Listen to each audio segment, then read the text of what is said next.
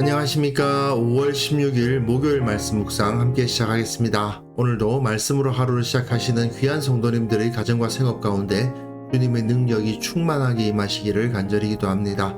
오늘 본문은 누가복음 23장 1절에서부터 12절까지 말씀입니다. 예수님께서 빌라도와 헤롯 앞에서 재판을 받으시는 모습을 볼 수 있는데요.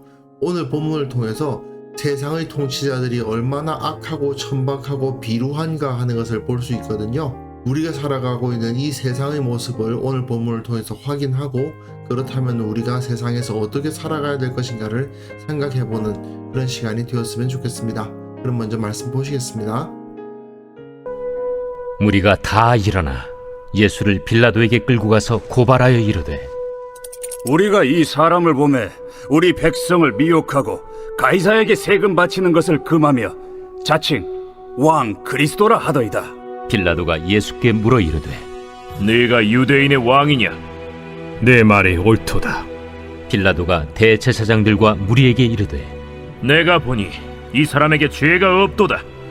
무리가 더욱 강하게 말하되, 그가 온 유대에서 가르치고 갈릴리에서부터 시작하여 여기까지 와서 백성을 소동하게 하나이다. 빌라도가 듣고 그가 갈릴리 사람이냐 물어 헤롯의 관할에 속한 줄을 알고 헤롯에게 보내니 그때의 헤롯이 예루살렘에 있더라. 헤롯이 예수를 보고 매우 기뻐하니 이는 그의 소문을 들었으므로 보고자 한 지 오래였고 또한 무엇이나 이적 행하심을 볼까 바랐던 연고로라. 여러 말로 물으나 아무 말도 대답하지 아니하시니 대제사장들과 서기관들이 서서 힘써 고발하더라. 헤롯이 그 군인들과 함께 예수를 업신여기며 희롱하고 빛난 옷을 입혀 빌라도에게 도로 보내니 헤롯과 빌라도가 전에는 원수였으나 당일에 서로 친구가 되니라. 오늘 본문을 통해서 빌라도와 헤롯의 매우 악하고 비루한 모습들을 볼 수가 있는데요. 예수님께서는 유대인의 왕으로 선포되시지만 그 앞에 놓여져 있는 세상의 왕들은 그야말로 악하고 천박합니다.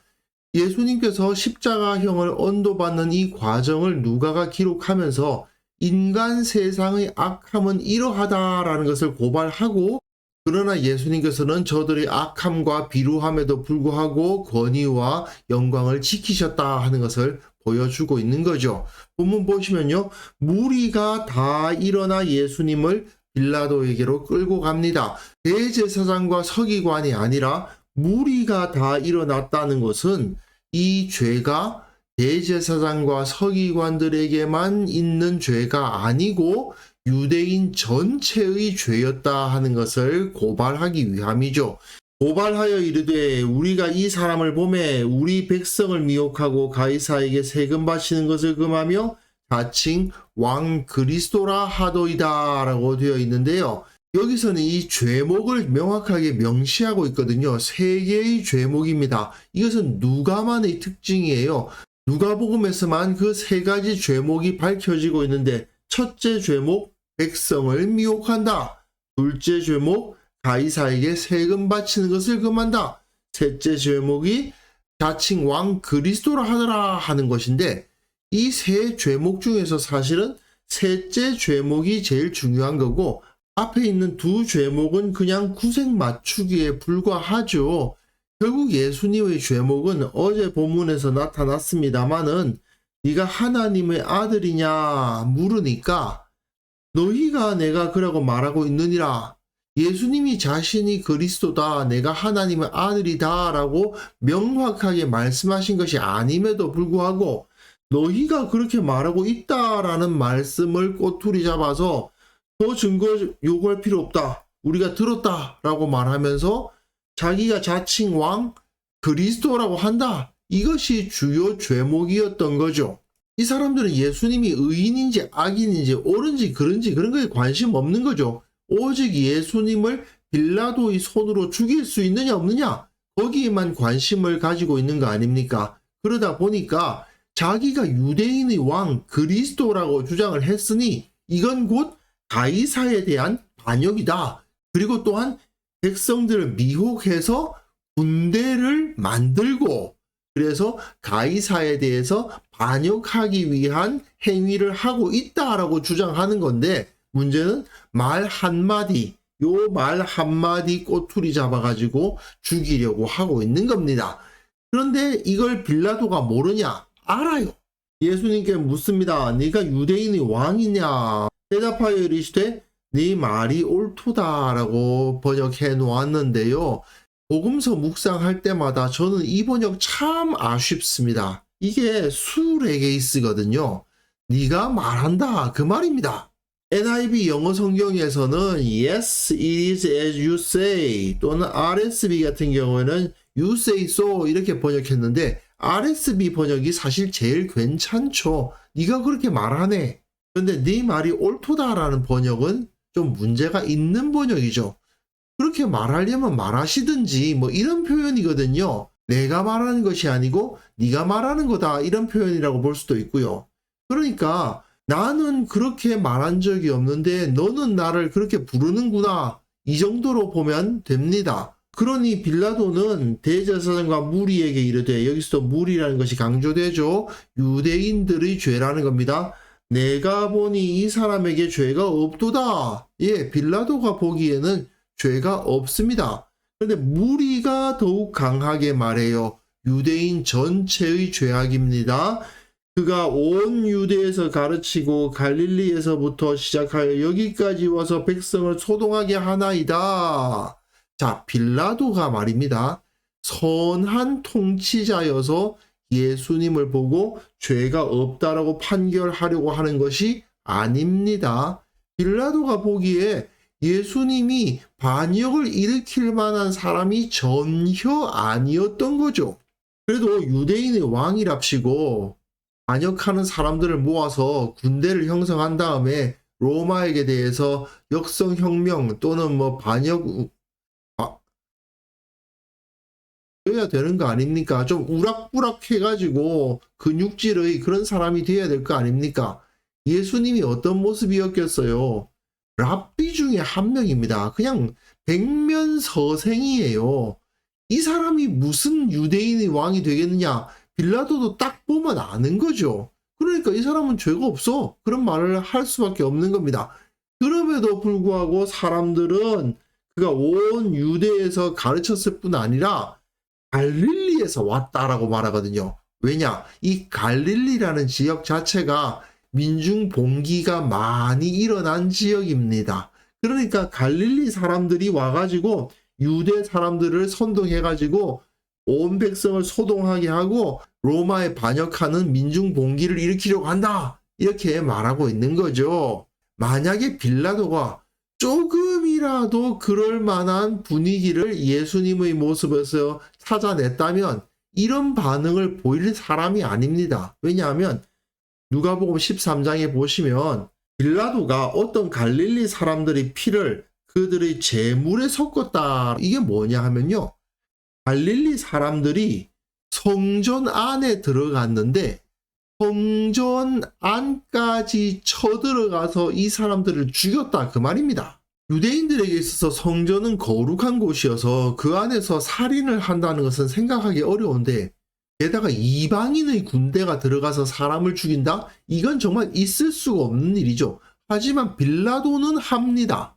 빌라도는요, 유대인들의 거룩한 성전 그런 거 신경 안 씁니다. 그냥 들어가서 갈릴리 사람들, 로마에 반대해서 군대를 일으키려고 했던 사람들이었겠죠.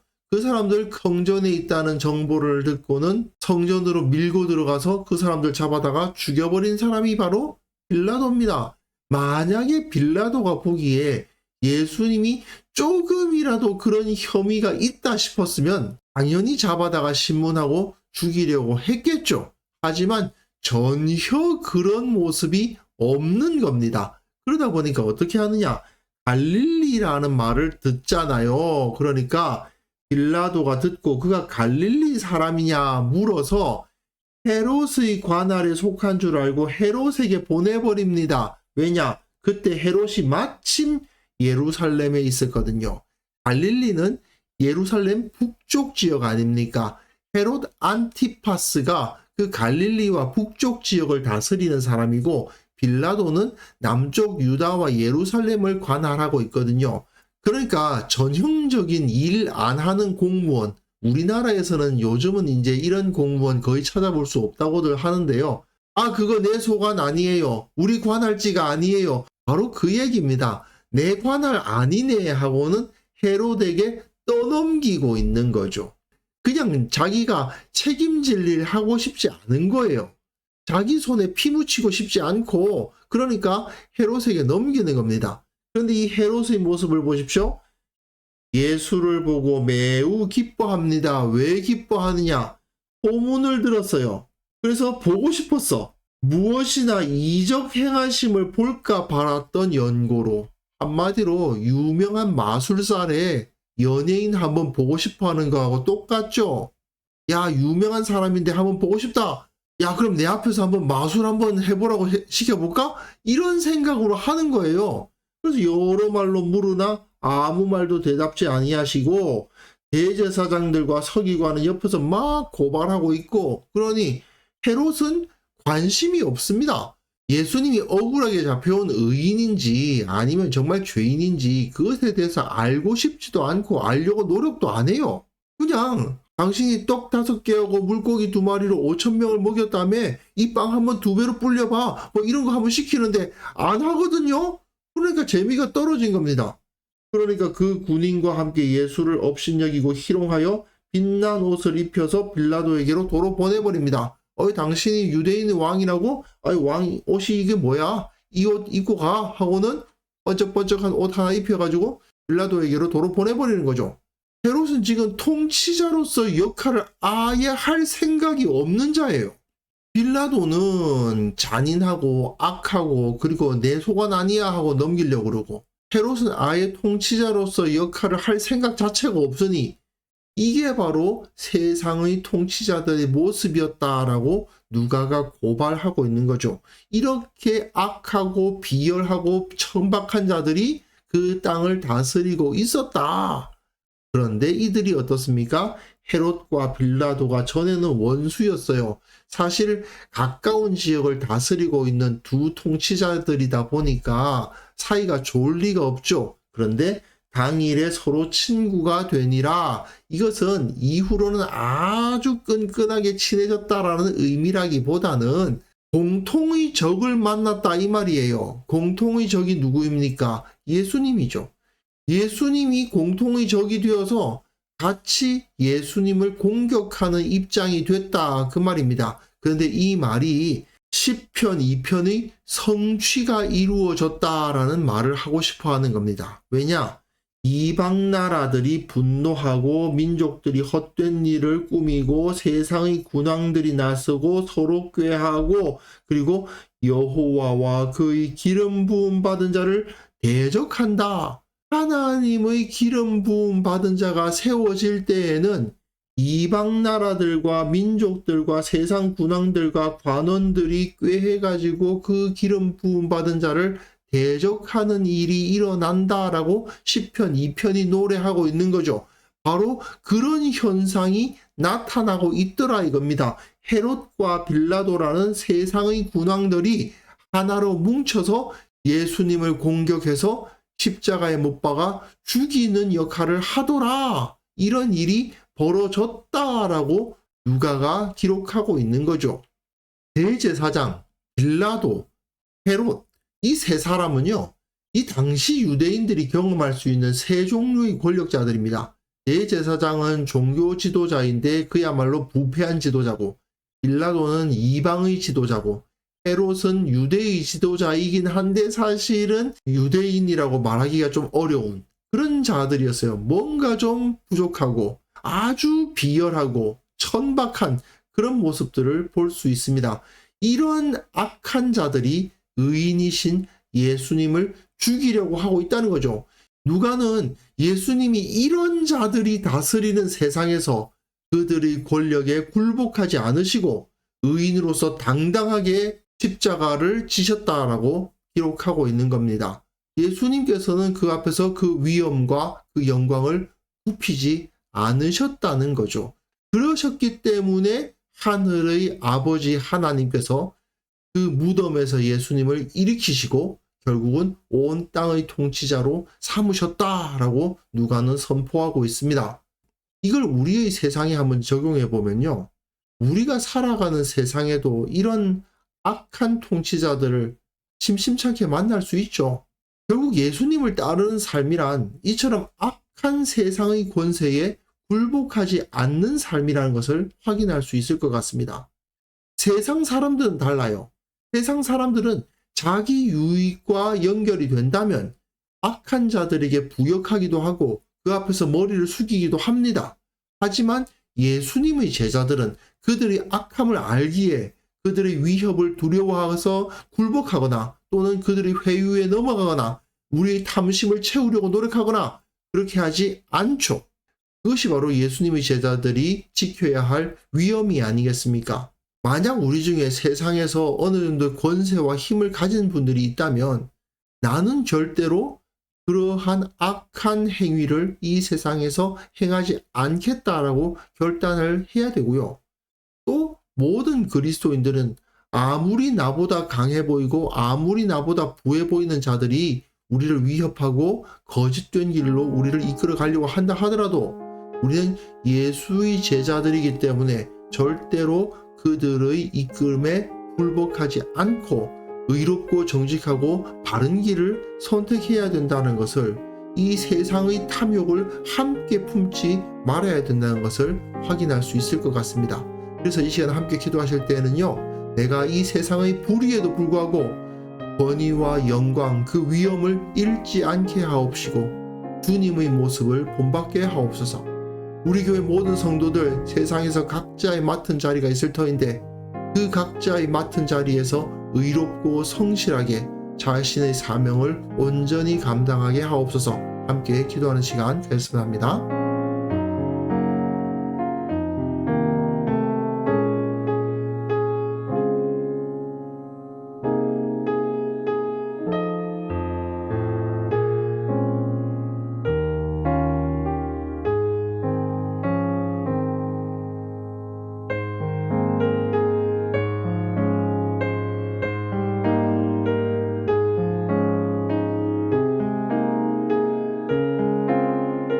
하나님 아버지, 이 세상이 아무리 불의하다 하더라도 예수님을 뒤따르는 우리들은 절대 그 권위와 영광을 잃지 아니하고 예수님의 모습으로 옷 입고 예수님을 본받게 하옵소서. 우리 교회 모든 성도들을 위해서 축복합니다. 그들이 세상에서 각자 맡은 일을 온전히 의롭고 성실하게 감당하게 하시고 주님께서 허락하신 사명을 바르게 감당하는 자들 다 되게 하여 주옵소서. 그것을 통해서 이 세상 가운데 참으로 예수를 따르는 자들이 존경받고 참으로 예수를 따르는 자들이 이 세상의 소금과 빛으로서 역할을 감당함을 모든 자들이 인정하는 그런 역사가 일어나게 하여 주옵소서. 한국교회를 위해서 기도합니다. 한국교회가 이 세상의 불의함을 꾸짖고 드러내고 바로잡는 역할을 할 수 있어야 되겠습니다. 무엇보다도 이 교회가 온전히 의롭고 정직한 공동체가 되게 하여 주시고 그 거룩함을 세상에 드러나게 하여 주시고 그것을 통해서 세상이 교회를 통해서 그 길을 찾고 교회가 가리키는 방향으로 세상이 흘러가는 그런 역사를 우리가 일으킬 수 있도록 주께서 역사하여 주옵소서. 아버지 하나님, 오늘 하루 우리가 살아가는 모든 삶의 순간순간마다 주님의 모습을 닮아갈 수 있기를 원합니다. 주님께서 그 위엄을 잃어버리지 않으셨던 것처럼 우리도 그 권위와 영광 가운데 그리스도인으로서의 위엄을 잃지 않도록 도와주시고 매 순간 정직한 선택, 거룩한 선택을 할 수 있도록 도와주시고 그것을 통해서 주님께서 모든 것을 갚아주시고 채워주시고 가장 좋은 결과를 일으켜주신다는 것을 체험하는 하루가 될 수 있도록 은혜 베풀어 주옵소서. 감사드리옵고 예수님의 이름으로 기도합니다. 아멘.